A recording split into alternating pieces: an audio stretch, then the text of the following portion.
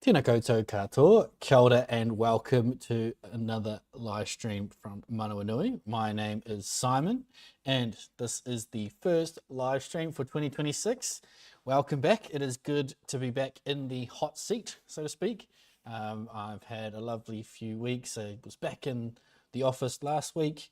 I had to get a few days under the seat before we start the live streams, but we are off and away for 2026. You can expect to see me every week here, just like the last few years, answering questions, having guests, interviews, and making sure that you as Manawanui customers have access to us to ask us questions and get answers and information in real time. So I have a few topics and announcements to cover off today, but if you have anything specific you'd like me to cover off, please feel free to pop it in the comments if you've got any questions or topics you want us to discuss. I'm happy to discuss most things, and if I can't answer a question, I can always go find the information and come back for you. So let's kick things off. The first announcement I have today is that we have two upcoming public holidays that are going to impact our service to you. The first one is this coming Monday, the 26th of January, is Auckland Anniversary Day, the public holiday for Auckland Anniversary. And then the Friday 6th of February is Waitangi Day. So those 2 days the office will be shut, the phone lines will be offline, and we will have some staff answering emails and processing payments, but you will not be able to get through to us on the phones, so please be mindful. Neither of those public holidays impact your submission deadlines, even Auckland Anniversary weekend. So if your fortnight ends on the 25th of January, don't worry, you just need to submit by Monday and you'll get paid as normal. The next update I have is we are slightly changing the network meetings for this year.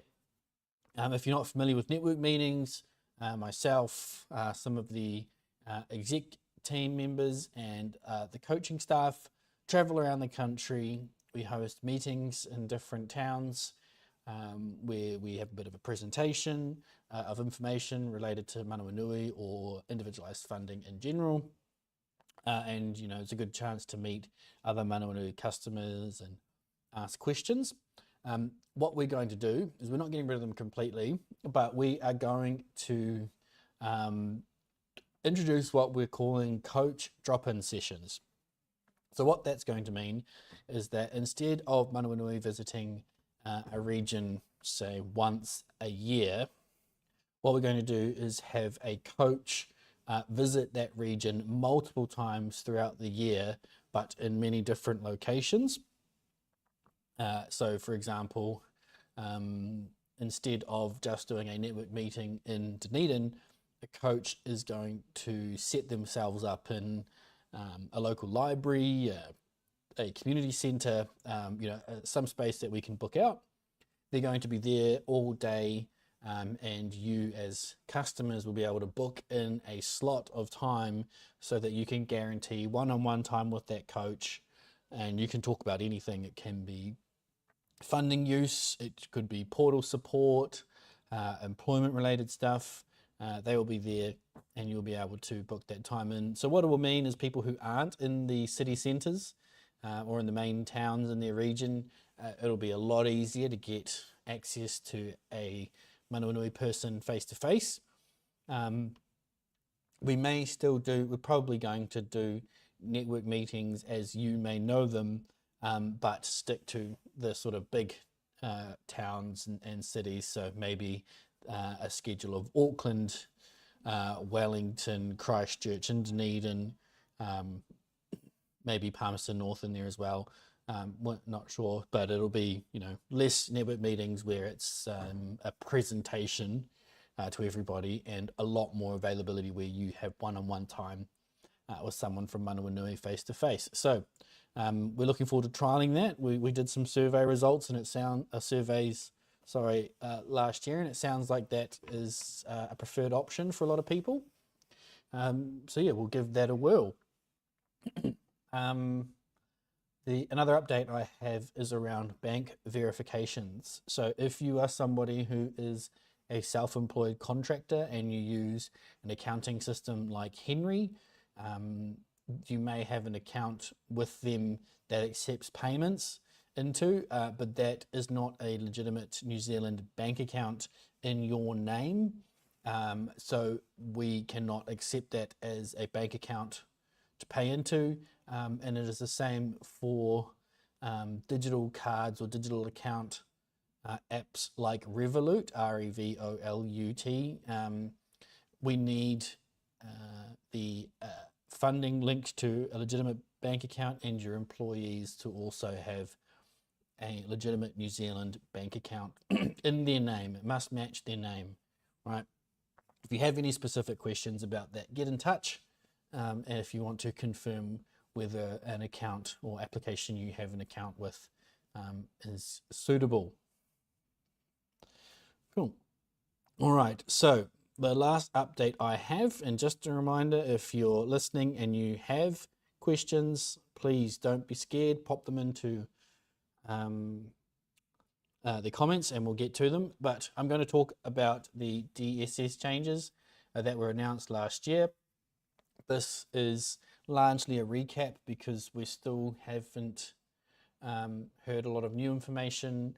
We're still working on the same information that everybody else has received and is available on the DSS website, and I would encourage you to bookmark the information available there on their website and keep an eye on it as it may change, because we are fast approaching the timeline that they said last year. So let's go over the key dates. So the first one is the 1st of February, and that is only a few weeks away. Anybody who does not have a current funding package, so they have not yet been assessed by their local NASC, they will go through a new assessment process that has been made consistent across the whole country. Every NASC in theory now should have the same assessment process, and they will produce through that assessment a new version of a plan. So every person will have a consistent format of a plan, and that will cover the funding they've been allocated and the purpose for that funding. So the objectives and goals, aspirations of the disabled person that the funding is going to assist with. It could be very generic things like assisting with daily personal care support or accessing their community, or it could be very specific things around wanting to learn skills for independence, such as cooking or cleaning or accessing public transport on their own. It could be, we don't really know what everybody's plans will look like, but that is just an example of what people can expect. So that's from the 1st of February. So we'll be expecting to onboard some people with new plans, from February 1 onwards. Yeah, we'll have to adapt to that new onboarding process alongside everybody else, but we're looking forward to it. We're hoping it'll make things a lot easier for us to support those new people with more information up front around what they're planning to use that funding for, rather than just having a piece of paper that says this is how much funding they have. We get an idea of why they've been given that funding from day one, which is really good. The next date is the 1st of April. There are two key things that are happening to people who already have funding on the 1st of April. The one that we're celebrating the most is the removal of the current purchasing guidelines. So there will be no specific rules or guidelines as we know them now after the 1st of April. There are some small caveats. They have stated on their website that there will be situations where prior approval is needed. They gave the example of overseas travel. Prior approval will be needed for that. and if a purchase is above a set limit. So we don't know what that is yet, but there will be, assuming, a dollar figure. And if you want to purchase a single item above that dollar figure, it will need to be pre-approved by the IF host. What we don't know is how we are then supposed to judge whether we can approve that purchase or not. That is still yet to be told to us, and we're expecting that information before April, so that we're ready for that. The other thing that is happening from the 1st of April is that current allocations will be readjusted based on their usage over the last 2 years from June 2023 through to June 2025. So they're going to look at your funding allocation usage for that period and calculate a way that they can safely reduce your allocation if possible. The confirmation that we've received is that you will not get less than you've spent. But you know, we are still yet to see how those adjustments are going to be applied. We are assuming that from the 1st of April we'll get a big list of everybody that we have at Manawanui and their new funding allocations, and we will make an adjustment. But you know, that is going to be probably a big change for a lot of people. When I say big change, I mean it's going to, you know, be quite concerning for some people. We don't know if it's going to be, you know, a big adjustment for a lot of people. And we will communicate as much as we can to give people really clear information as soon as we can, to help people through that adjustment. Then, so from the 1st of February as well through to October this year, reassessments will be put on hold. So if your funding allocation that you have, it renews between February and October this year, they are just going to roll you over. There's not going to be an opportunity to have a discussion around a change of funding, and you'll just receive the same amount, unless there is a exceptional change to your circumstances. So if you go through a big transition in life, or there is a big change to the way you live your life in that time, you can still request a reassessment, and they may grant you that. But yeah, just keep in mind that they're probably looking at exceptional circumstances only. I'll just go to the comments here. Tracy, she says, so for those of us who have not been able to use our funding because we aren't allowed to, we will lose our funding. Well, Tracy, that is part of the reason why they've gone back to June 2023, because back then there was quite a flexible approach to the purchasing guidelines back then.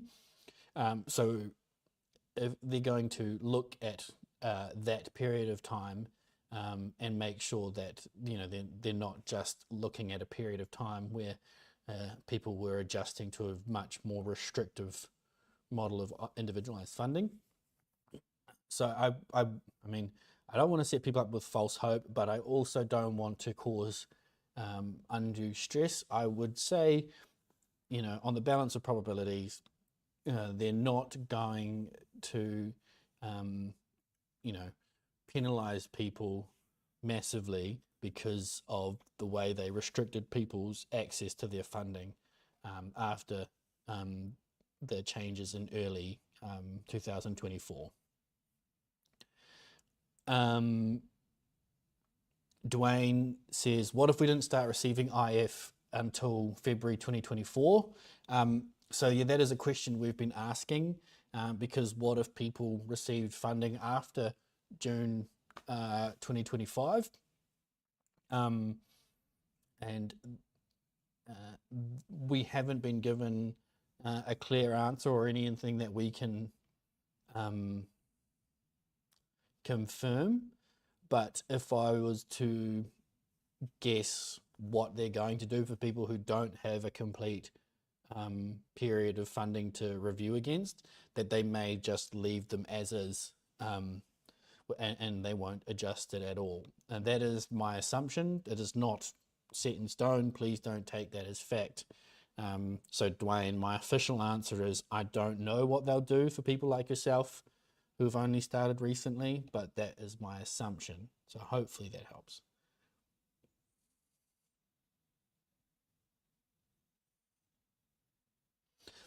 Diane said, if we adjusted our funding use from some items and employees in 2023 to almost 100% employees in 2024, for obvious reasons, and used almost 100% of funding both years, do we have any idea how they would reassess that allocation?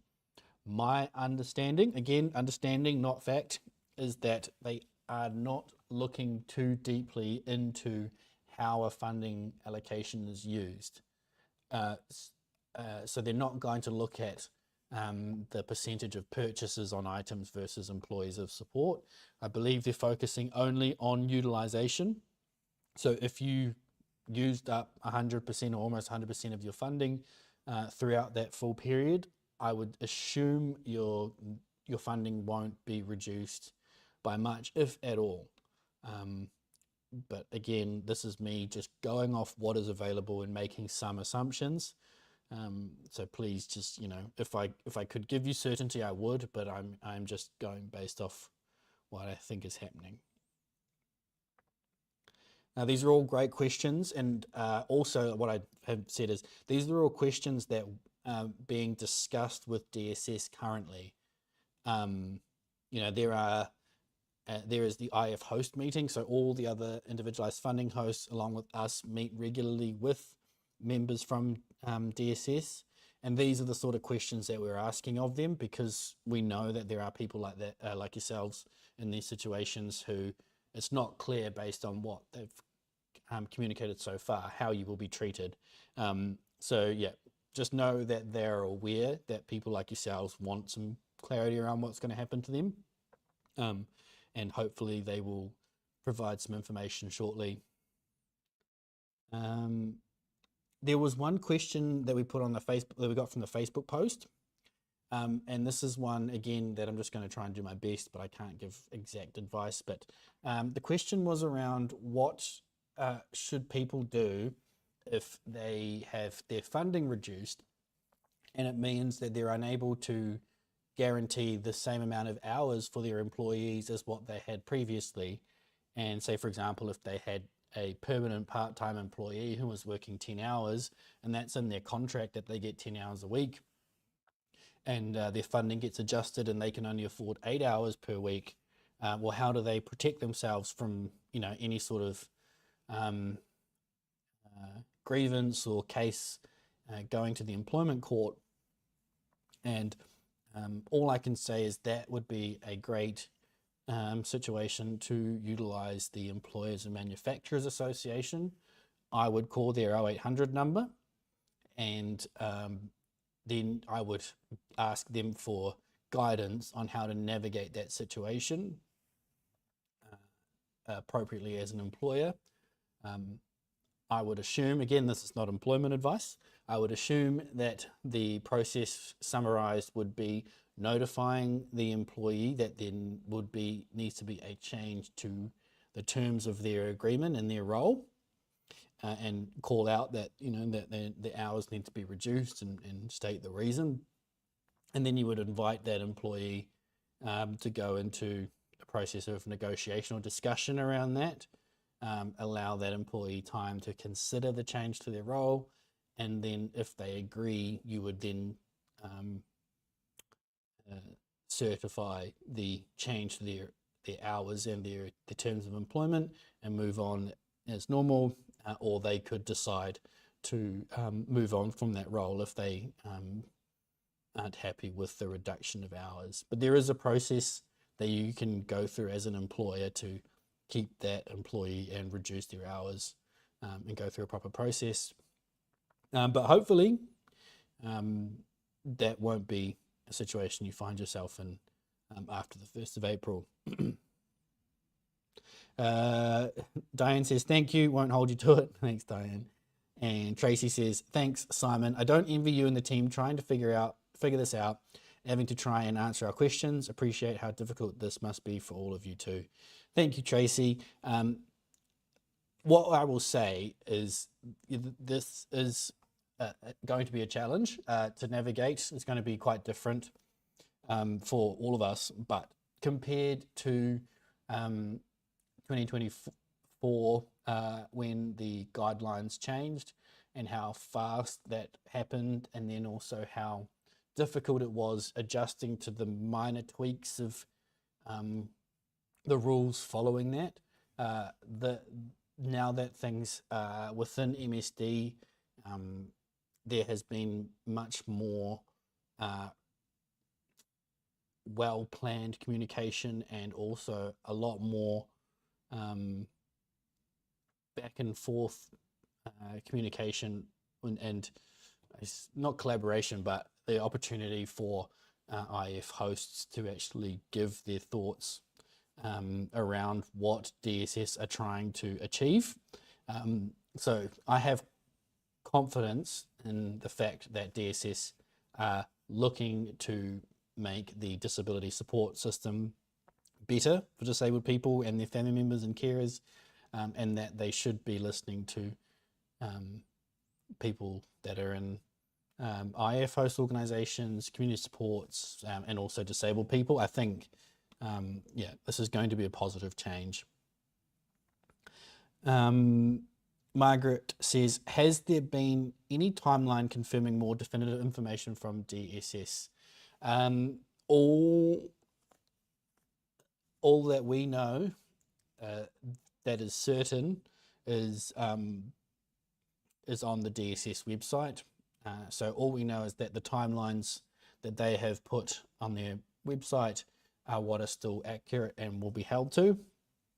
Obviously, there's been conversations around ideas and how things may work, but there's no way that we can share ideas because they're not certain, and I want to make sure that every time I say something that it is information that is solid from DSS, and I'm not giving you the Manawanui version of information. Anita says, hi Simon, is there any changes with traveling? So I mean, the rules around travel costs are still the same as they've been for quite some time. After the 1st of April, we assume that you are going to be able to travel a lot more freely around New Zealand, and potentially overseas will be a lot easier, but excuse me, overseas will need prior approval. And the thing is I would assume that if you're traveling around the country, that would probably also go above whatever threshold they set for the cost limit. Like I said earlier, items over a certain amount will still need prior approval, but we don't know what that amount is. If you're referring to the question that was put on our Facebook post around travel costs,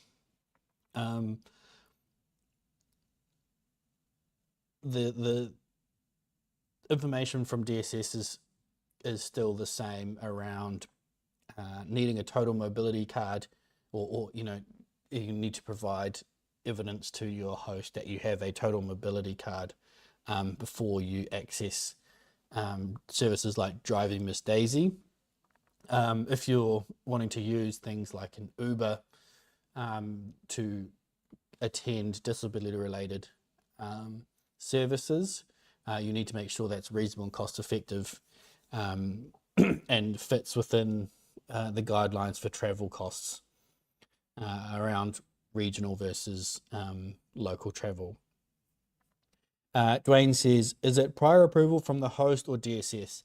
So that is a good thing that will happen after the 1st of April, as it seems like they're really keen to push as much of the decision-making control to disabled people as possible, and if not the disabled person and their agent, then the host.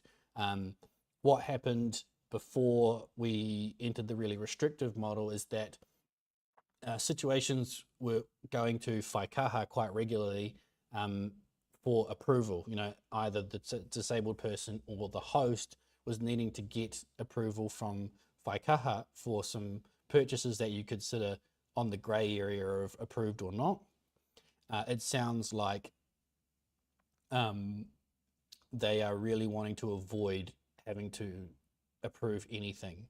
So they will give the hosts the confidence to approve or not support a purchase. But yeah, like I said, the only information we have currently is that it will be overseas travel and expensive items that need prior approval from your host. But we don't know what that price limit is for expensive items. And like I said earlier, we don't know what the process or guidance is around the host deciding to approve an expensive item or not. So say, for example, somebody wanted to purchase, the latest gaming PC because it's a way their autistic child can engage with their community, practice social skills, avoid isolation, all these good things that we can all agree are really positive disability supports, but it's above their threshold for whatever an expensive item is. We don't know how to calculate whether we can approve that or not, if that makes sense. So we're waiting for that information as well. And when we do, we will obviously communicate that as soon as we can. We've got a few minutes left, so if you've got a question, chuck it in quickly. Otherwise, we will start wrapping up the first live stream of 2026. But hey, it's been wonderful to see so many people watching and engaging in the comments. I've missed you all. I did have a nice break, and I hope you all did too. Managed to have some moments of relaxation and sunshine. But we're kicking into gear at Manawanui, and we're looking forward to a really positive year. I will remind you all that it's an election year as well. So at some point later this year, we're all going to vote, hopefully, to decide who forms government. And in the past, we have had MPs who hold a disability portfolio on a live stream. So I will be putting in that same request.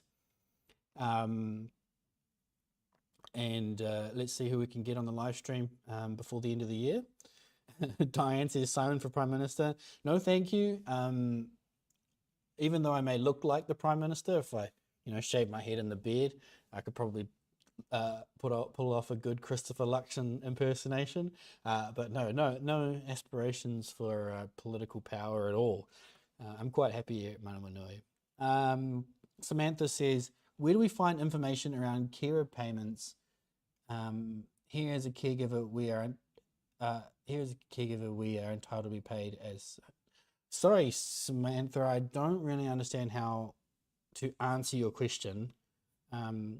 Please feel free to reword it or edit your question so that I can understand. I'm just not sure how to answer that. Sorry.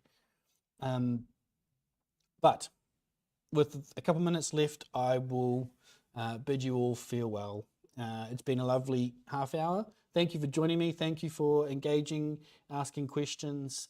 If anything comes through now, I will respond in the comments tomorrow when I'm back in the office.